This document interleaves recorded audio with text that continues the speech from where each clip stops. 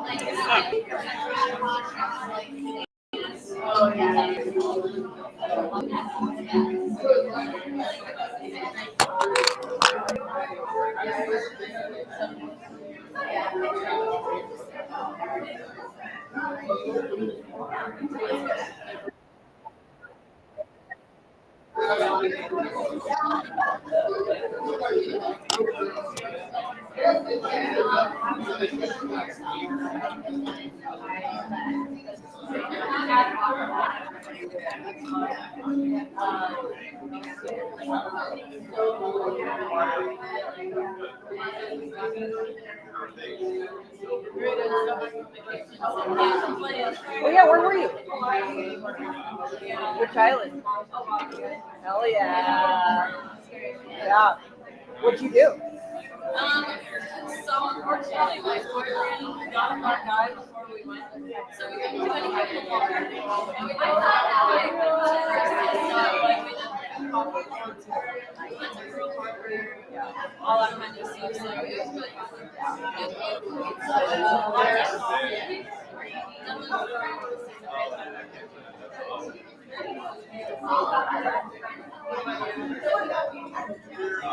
Hey, Prescott.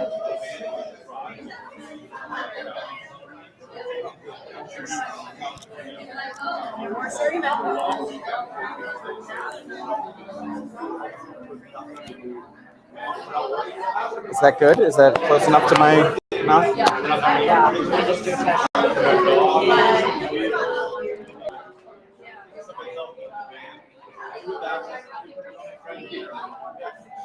Anyone there? We got 5. Folks in the chat, are you available to type comments?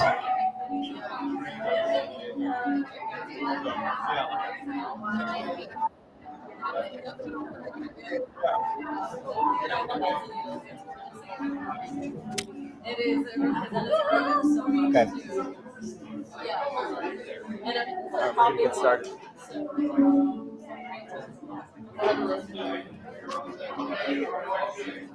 Testing. Please let us know in the comments if you can hear us.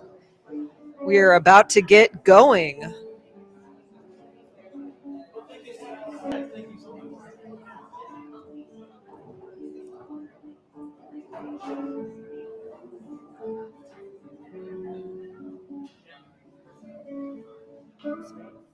It is cool.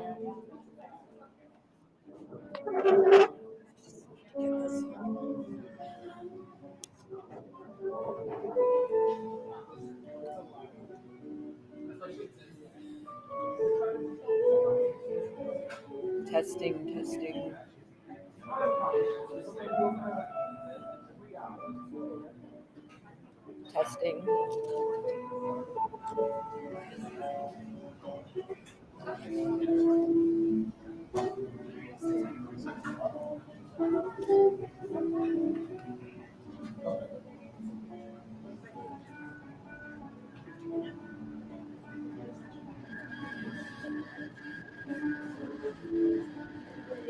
Oh, I'm doing it?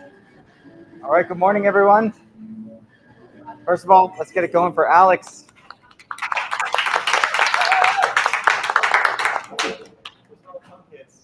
Yeah. Oh, are they? Yes. Okay. Hello, good morning. Thank you for coming. I'm Prescott Perez Fox. I'm the host of the Phoenix chapter of Creative Mornings. And is anyone here for the first time at a Creative Mornings event?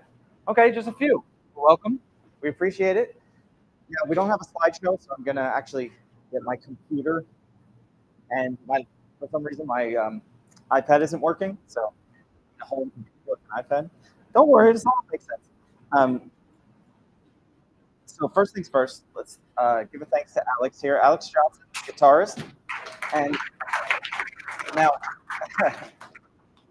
the musical accompaniment is always welcome, not usually part of our events. So keep that in mind. If you're a musician or you know someone, we can sort of add that to the programming as we go.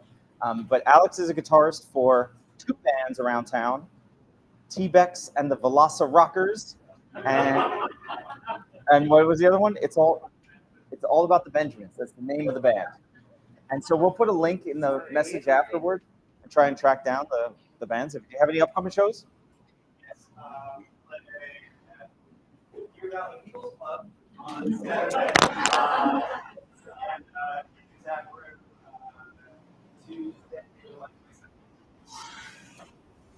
Okay, I may have to get you up for specifics again for that link. But okay, so I want to keep going here with the programming. Whoop.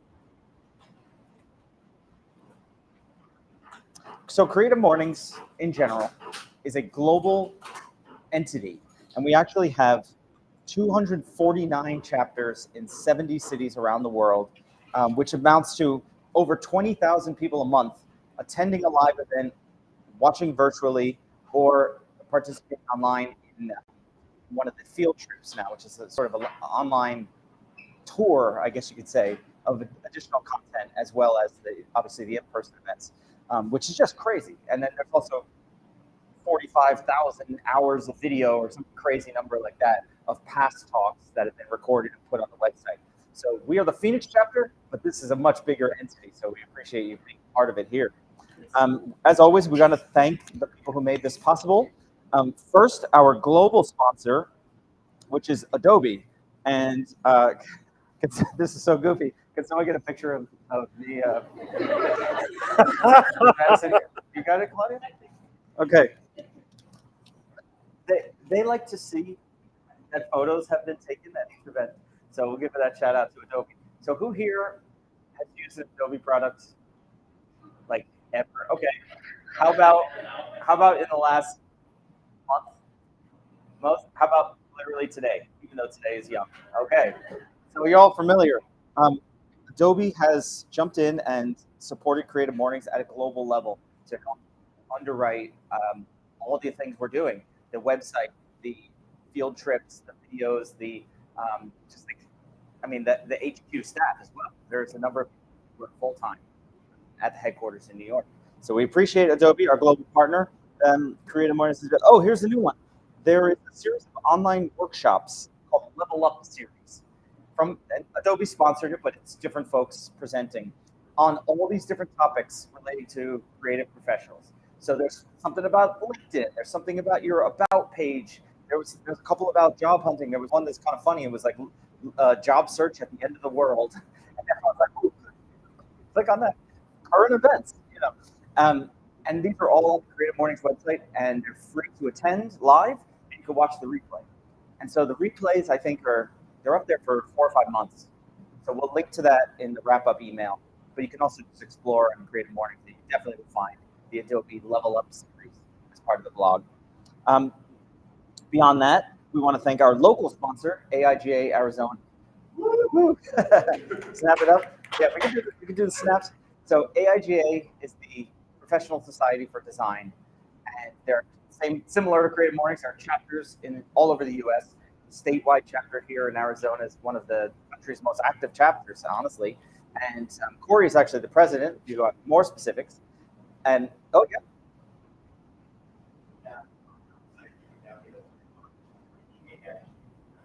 yes, it's super new. Let me finish the sentence. No, hold on. Let me finish the thought.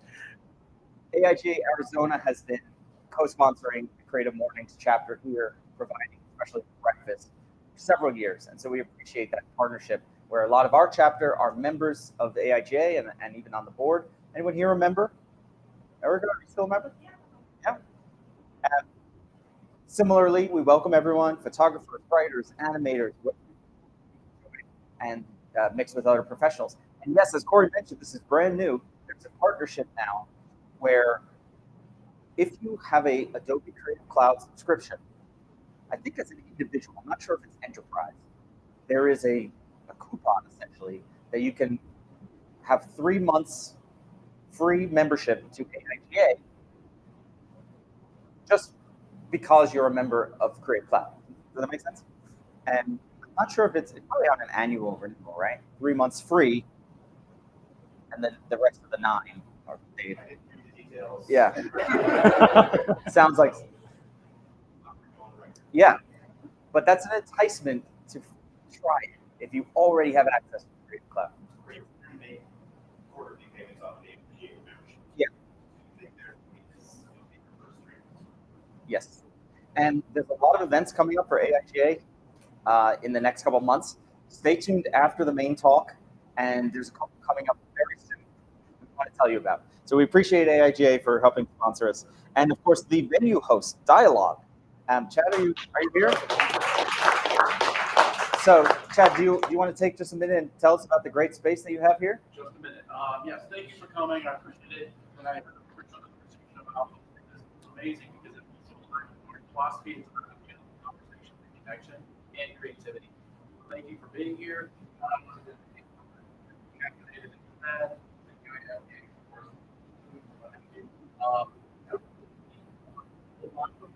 But we are a design shop, bookshop, so all of our furniture, everything, we carry 3 different lines of furniture. And then we are also the only one of 2 Taschen libraries in the country. So we have Taschen's whole collection and availability for anything. The other one is in Dallas, Texas. Otherwise, it's just us and them. So again, thank you. Explore. Check out our events page. We have lots of events going on every month. So thank you very much for coming. We appreciate it. Yeah. All right. Oh, Erica? And Chad has generously offered us 10% off. So if you want to get yourself a latte or another food of some sort after the event last year, the Creative Mornings Instagram account to show that you are here for us and get 10% off. Yes. I noticed you put the comment after flat.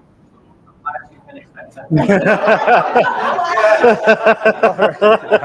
Yeah.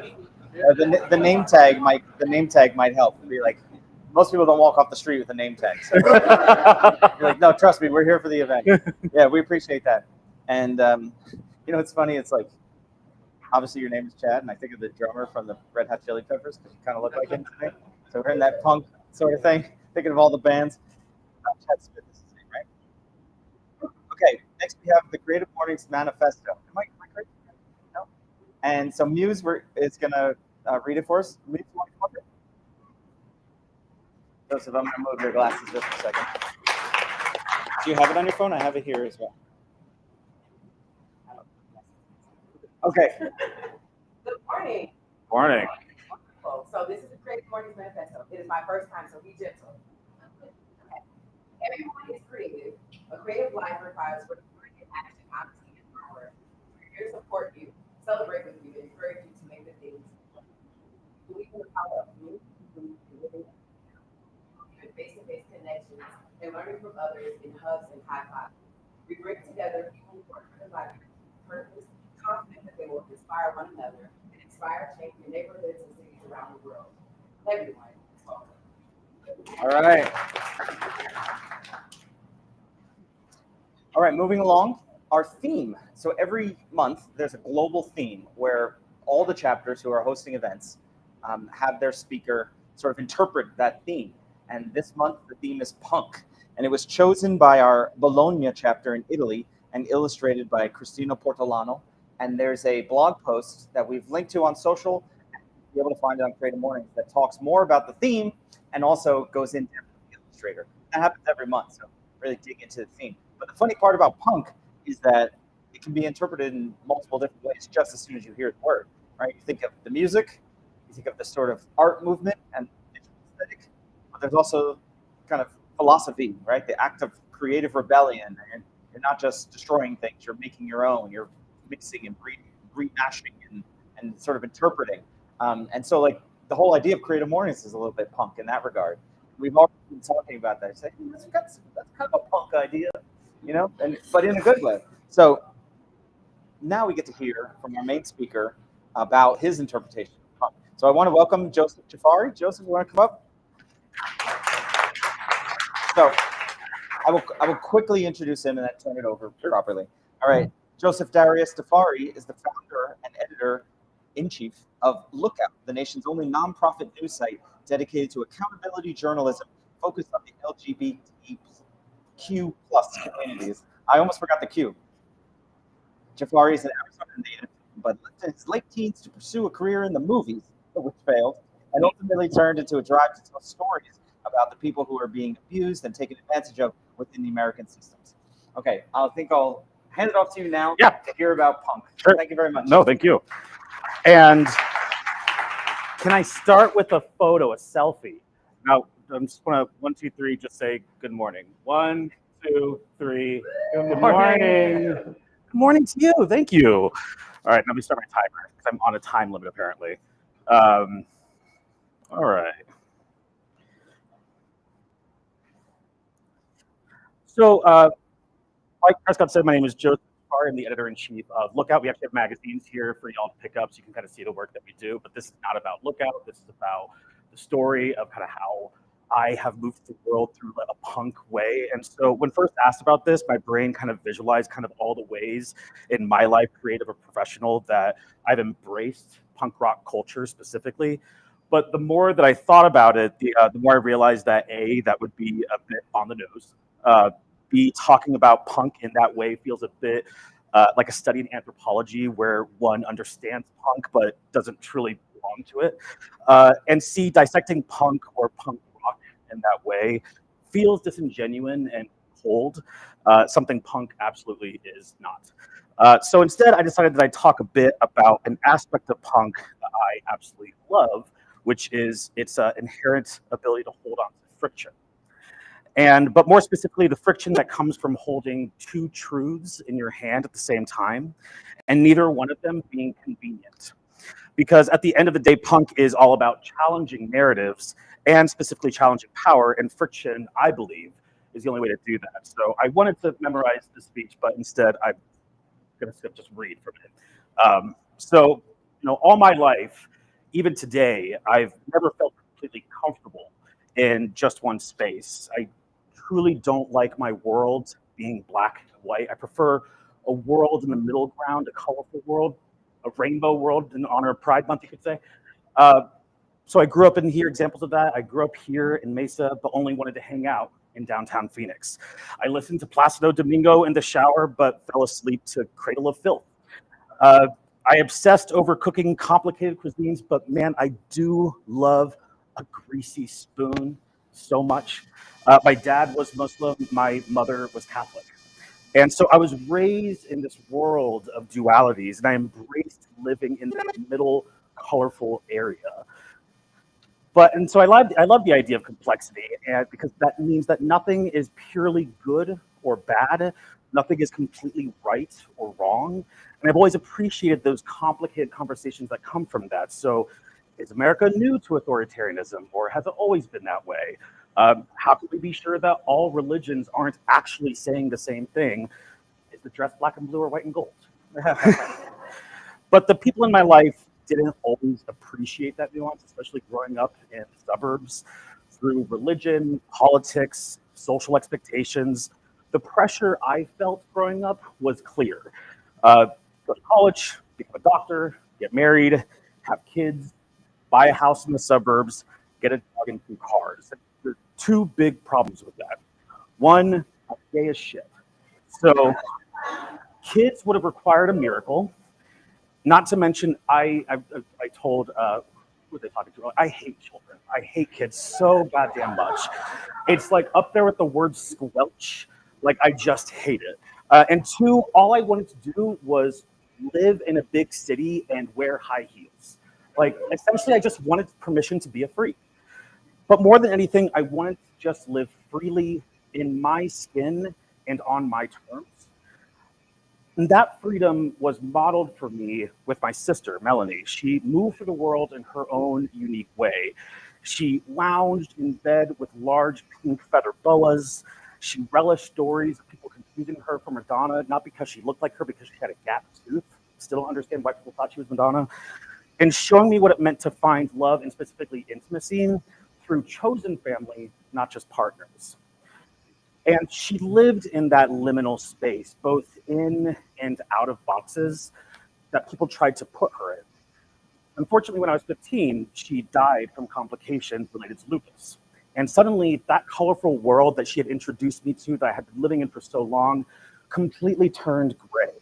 And it was a strange place to find myself in because I still couldn't live in this black and white binary in all these boxes, but everything felt muted. The colors felt muted in life.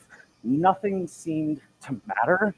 And all my optimism for living in that colorful middle felt fake. It felt contrite. So I had to rebuild what it meant to live in color. And I did that by learning how much I absolutely loved being a pain in the ass. See, Melanie died because of money at the end of the day. Her insurance dropped her. Lupus was a pre-existing condition back when it was all the rage to deny people health care for pre-existing conditions. And we couldn't afford the heart and lung transplant that was required for her to live.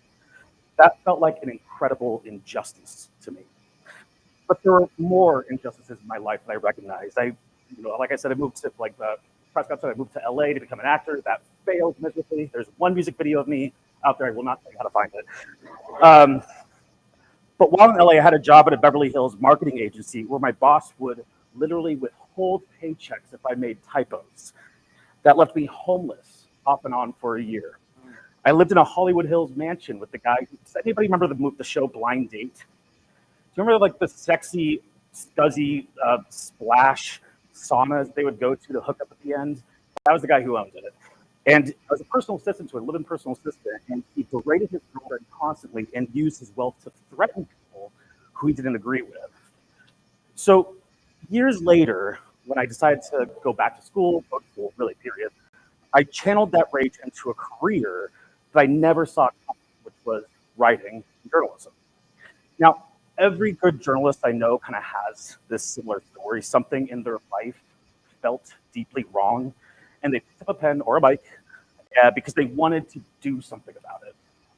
But like other journalists, were often skeptical of power to work inside government, and were too even-handed to work within the strict binaries of advocacy. So you might say that every good journalist is able to live comfortably in that gray area between black and white. But my first job out of college was at the San Mateo Daily Journal in the San Francisco Peninsula. And I wrote the police blotter every day, and occasionally got to cover a real story when the senior reporters were gone, getting drunk, doing the typical reporter stuff. And one of my first pieces was the county health officials were using Grindr, the gay dating app, to catfish gay men. And like it was really obvious. They were using like stock photos of like a white guy waving. But they were luring them into thinking they were, getting laid. But instead, they'd walk up in a government parking lot and see this big van, and they were getting tested for STIs. So the gays were up in arms. They were pissed off. How dare you infiltrate my sex space? But at the same time, HIV rates were rising in the peninsula. And the stunt actually got people on antiretrovirals who had never known they were HIV positive. So that was the moment I started to recognize that my color, the one that I had missed so long, was starting to come back because I found joy in crafting stories built on nuance, not outrage. So journalism let me live in this complicated middle to hold power accountable, but still seek understanding. And I fell head over heels with it. I fell in love with it because I craved those in-between spaces. I wanted to build bridges and also build community so we could care about each other beyond the length of our driveways. But even in journalism, I didn't quite fit in. I was always the troublemaker. I called out reporters who mistreated sources. I pushed back when stories missed the nuance that I truly hold dear. And I challenged the clickbait era of BuzzFeed when we were starting to go up these shitty headlines to get people to click in and not give people in the information they wanted.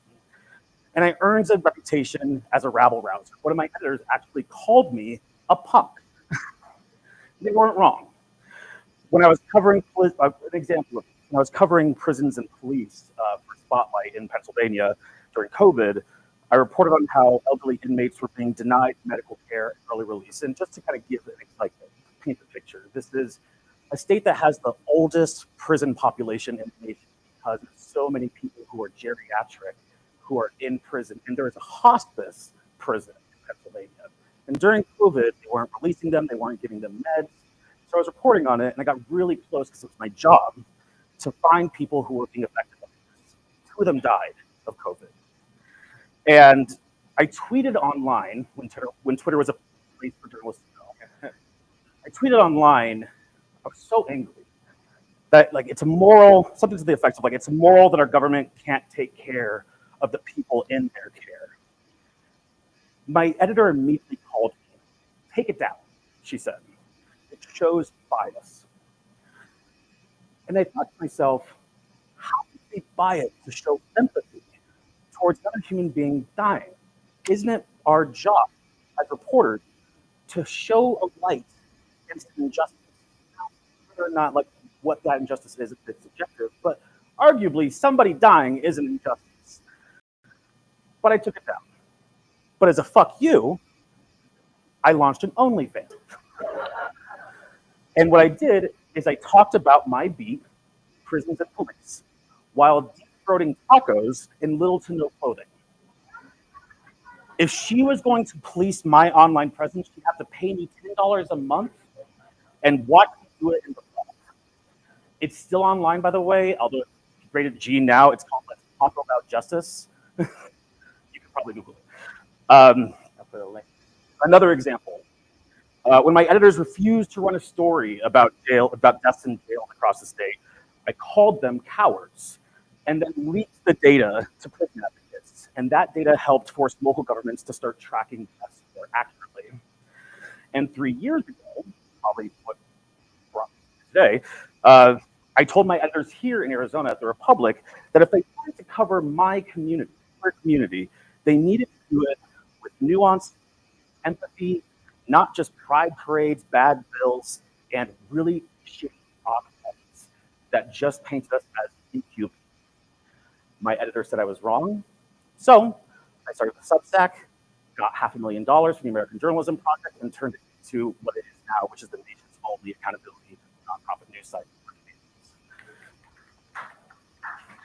That editor still avoids me to this day because we scooped the Arizona Republic weekly when they said our community was not powerful enough or important enough to cover. And honestly, that's pretty damn punk. Because punk to me is about challenging power, like I said, and giving it back to the people who deserve it. It's about refusing the easy answers. It's about refusing the boxes and refusing the binaries, and especially refusing the bullshit. It's about living in that colorful space even when the world tries to drain it from you. And as Henry Rollins on Rocker once said, questioning anything and everything to me is punk. So if that's the measure, then yeah, I'm pretty fucking punk. Thank you.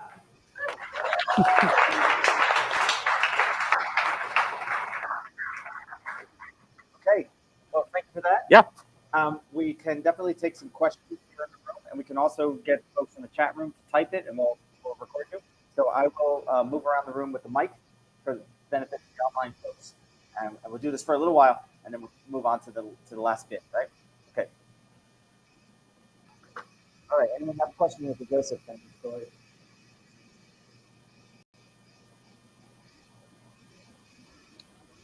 Oh, okay. What's been one of your favorite stories to break through Lookout? Through Lookout? Yeah. We get a lot of flack because we are considered, so the entire reason why we started Lookout was because when you look at queer news across the nation, it's all very pithy. It's all arts and culture focused. It's all very advocacy focused. And we kind of said, listen, there's nobody holding people within our community accountable. And that's really important. And one of the stories that I'm really proud that we did when we first started was looking at the use of Narcan within gay bars. because gay bar owners here across the state said, nobody uses drugs in our bars. And I'm like, bullshit, I've used drugs in your bars. And they refused to carry Narcan, even though people were overdosing. We had heard stories about people being dragged out of bars while overdosing so the bar would not have to record how to. We did that story. That was one of our first stories we published. And then right afterwards, a number of the gay bars started carrying Narcan. Fun fact, you're not allowed to die in the House of Parliament in England. So they'll do the same thing. They'll drag you out to the streets of London.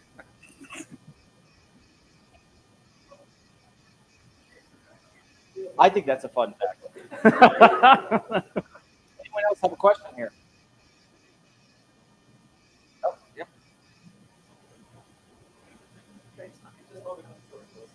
Can you talk a little bit about the transition from Substack to the printed version?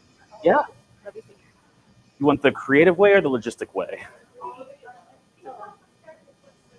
Substack is an online newsletter platform. A lot of journalists have kind of transitioned to it because it's an easier way to avoid the kind of the bullshit that I experienced with editors saying you can't do this, you can't do that. So they start their own outlet. So, and that's exactly why I started a Substack, to kind of say fuck you to my editors. But so the reason why we creatively, the reason why we Substack to a print publication is because when we got that money at the very beginning, we started surveying people across the state who said, I want something tangible. I want to hold something. I'm tired of reading things on my screen. I want to look at photos. I want to look at illustrations. I want to look at something, hold something in my hand. We started doing something. These aren't technically magazines, but zines. We print through the zine distro. We partner with Paper Jam and Print. And so these are just free things that we just kind of like treat with the old attitude of the punk rock zines from the 1980s, specifically the queer zines on Christopher Street, which is just like, we're just going to drop these off at wherever the hell they go, and you can throw them away because they're cheap as shit, or you can hold on to them and you can hand them out to people. So we really kind of held on to that culture of why we do it the way we do. But we also wanted to make it really beautiful, because oftentimes when you look at like queer news, it's like it's all rainbows, and that's cute and everything, but it's kind of tired. So we said we want something that looks like a coffee table magazine that people would be proud to put on their table right next to that big art book. And so that's why we did it that way. And we transitioned away completely from Substack because our big thing is we partner with major news outlets to get our stories on the front page. Our mission is that we want queer news to be treated the same way as housing, as education, as safety, criminal justice. In order that you need to treat it and put it on the front page like every other story that you do. And so to do that, we had to get off of Substack, create an ethics policy, do all the stuff that you're supposed to do to have like a legitimate news outlet to show people that you can be trusted to tell their stories. And then that's how we did it. Okay, great question. Anything else about the news journey? Oh, sorry, what was it? Okay, give me a sec. I'll be right there. Pardon me.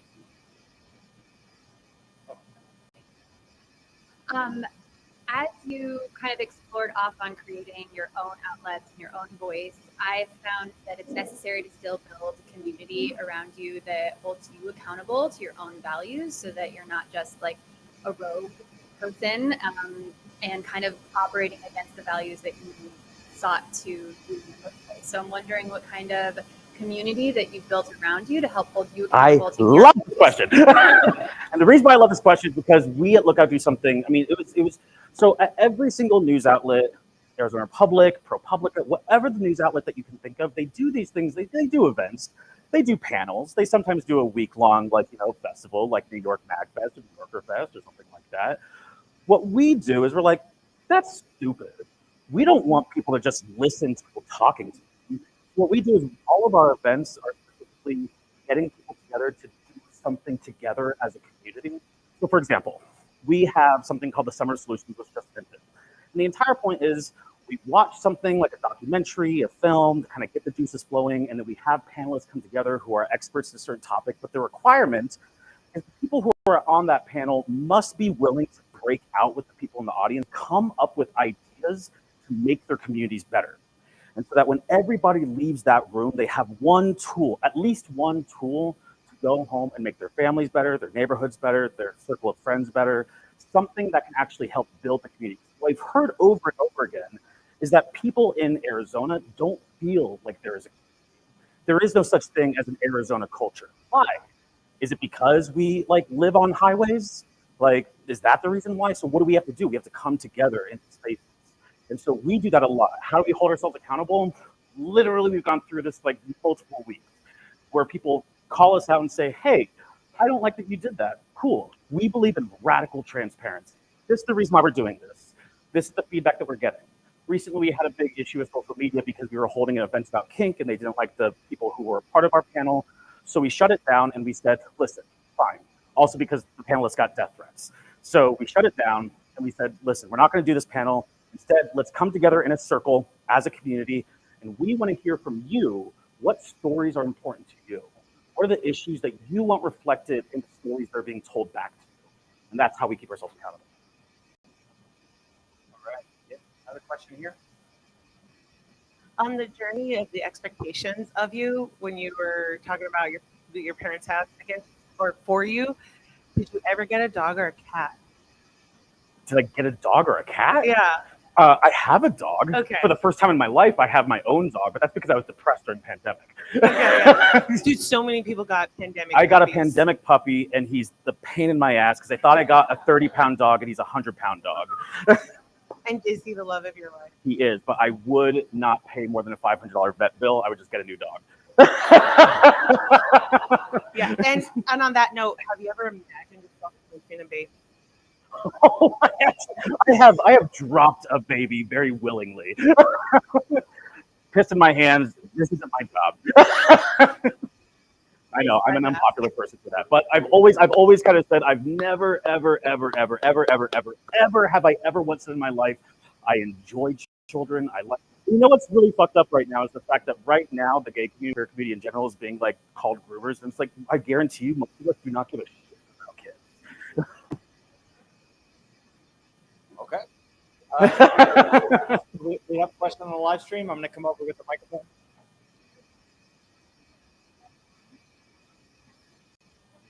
We have an office at Cahoots in Midtown Phoenix. It's a co-working space, and we also have an office in Tucson. It's just a co-working space. We don't have physical spaces.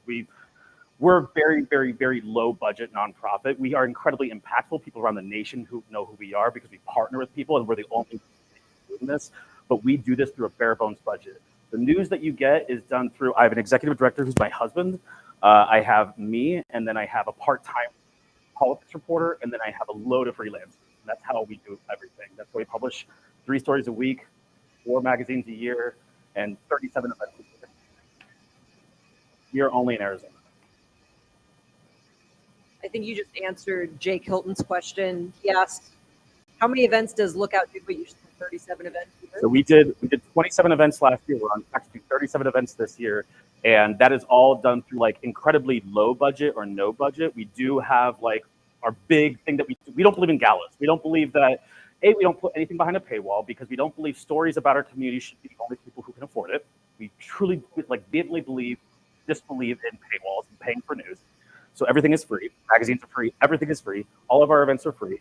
The only thing that we charge for is we do a week called Outwatch Fest, and that is getting community organizations to partner with us to do an event. So last year we did our sip and with them. We did a documentary night at Gracie's Tax Bar. We did a community workout with Everybody Lifting Club. And so that we charge as our only fundraiser of the year. Okay. Any other questions? All right. We can move to the last portion here. From another hand for Joseph. Thank you. Okay. Okay. So at the back here, this is sort of the chapter news, the housekeeping, and a little bit about what's happening next time. So I mentioned, or did I mention? Well, I don't think I did. Another person to thank is our volunteers. And so raise your hand if you're one of our chapter volunteers. Yeah, we appreciate that. This is a volunteer-run organization at the chapter level. All of us here are putting in our own time, energy, effort, attention. And first of all, my hat's off because I could not run this whole thing by myself. So I appreciate the help here. And we would love for you to get involved as volunteers.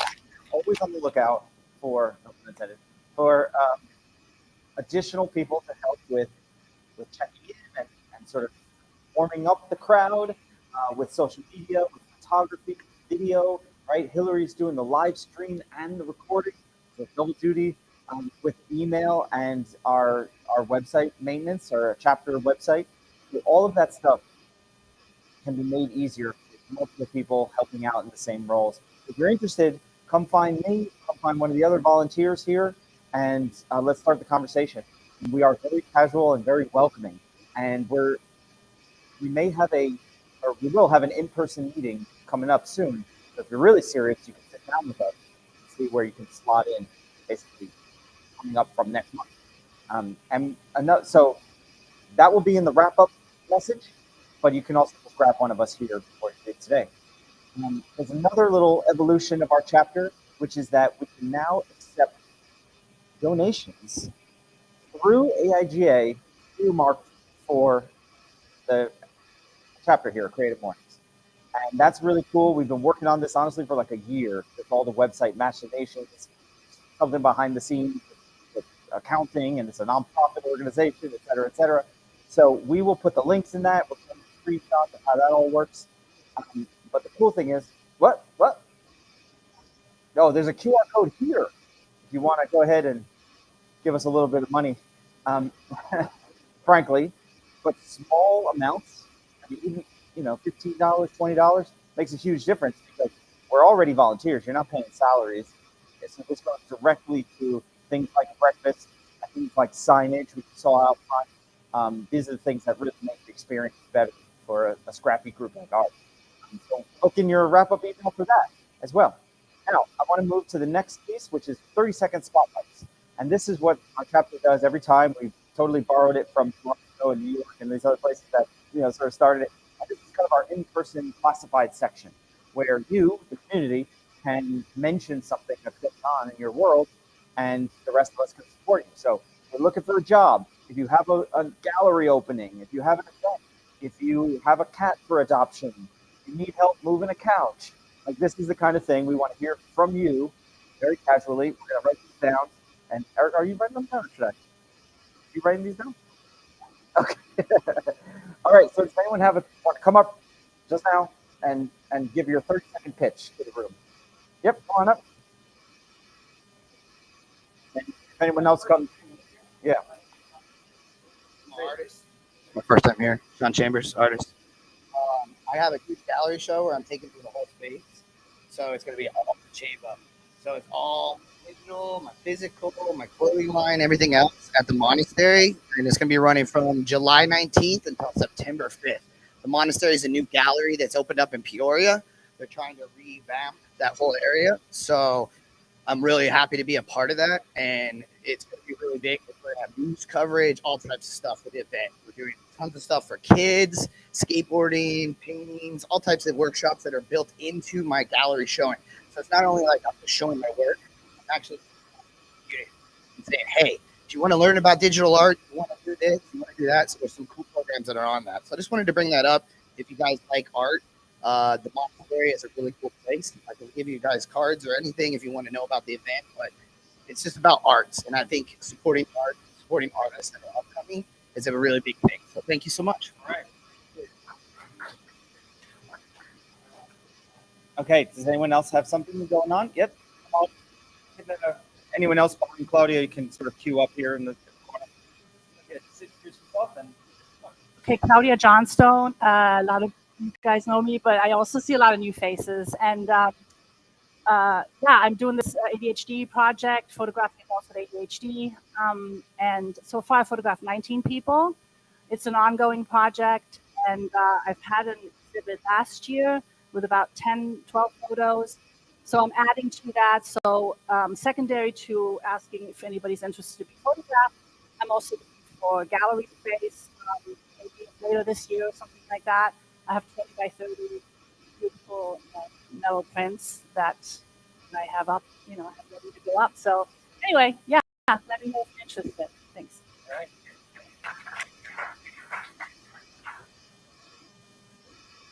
Mine's actually more of a community shout out. Summer is the worst time of the year for any local business. So please think about local businesses, even if it's an ice cream cone. Don't stop at Starbucks. I mean, I support Starbucks, but think about local and get out, because it really is the toughest time. Probably within the last 2 weeks, I know of 4 local businesses that have closed because it's just tough. So literally, please, please, please think about your local businesses.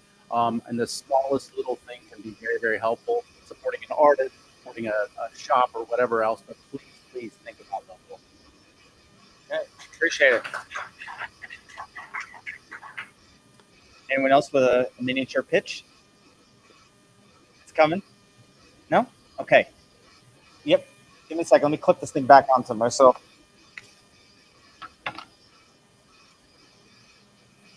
okay, coming up around town, we have another event tomorrow here at Dialog. This is an AIGA event, not Creative Mornings. And again, there's that overlap. So it's coffee with the board. So if you're in the community and you're especially a creative professional in the visual arts, marketing, something like that, you want to meet the AIGA people, come back here at 10 a.m., basically 24 hours. So when you wake up, come right back here, you know the way. It's just a casual meet and hang. There's no real agenda, there's no speaker. And that series is hopefully going to continue throughout the year periodically, but it's definitely tomorrow right here. Okay. Beyond that, we have another big event coming up, which is Phoenix Design Week. And this is the annual conference followed by a week of events celebrating and sort of acknowledging the Phoenix creative community. But we're already in the planning stages. It's already unfolding, and we're gonna keep telling you every week or every month. So this time around, we have 3 things to note, and again, these will all be sort of set to you as links. Number 1, you could submit a topic for a breakout session. So if you want to speak at the conference in one of the breakout sessions, I believe are going to be on Friday and Saturday both. 45-minute talk on the topic that you're an expert in. Some of us have given talks before. I did, and Cameron did, and Sarah did as well. You could submit your talk. They're going to fill up fast because we have from California, Nevada, everybody, a lot of people submitting talks to come out to Phoenix. Submit your session. We want to hear from you. And also, you can host a community event. So if you have a studio and you want to have like an open days, that would be a great thing to put on the calendar for Design Week. If you're hosting a new event series, right? You've got a concert. Where's Alex? There he is. Hey, that concert falls into Design Week. Cue us in, and we will get it into the calendar and build that community week of events. And then the last thing, of course, is register for the conference. And so we have now promotional rates through the end of July. So the true early bird rate has expired, but then now there's the middle bird or the next sort of early registration. And this is a great time to get that discount. I do have the prices here. I mean, are you going to memorize them? I can read them. So for an individual, for an AIGA member, it's $249. For an affiliate or an organization, it's $299. For a non-AIG member, $349. Student or faculty is $129 or $199, depending if you're an AIGA member. And so these are going to keep going up as the season unfolds. As you get closer to the event, it's going to get more expensive. So if you're thinking about coming to the 2-day conference, now would be the time to capitalize before you get to the conference. All right? And then that brings us to our next event. So the next Creative Mornings event is coming up quick. It's on July 18th. And this is going to be at Voice Threads. And no? I thought it was the same place. Okay. Okay, it's going to be at the Big Brothers Big Sisters. And Drew Shaw is going to speak. Oh, there's Drew. On the topic of mentor. Okay, so it's not a Voice Thread. Big Brother. I thought. Oh, okay. Drew runs Voice Threads. I thought Voice Threads was like connected physically to Big Brothers Big Sisters. Great. That's coming up. That's coming up fast. I will give you the link without the stuttering and all that. On the topic of mentor. So we're going to announce that probably Monday or Tuesday to register, and then it's just 3 weeks from today. Okay?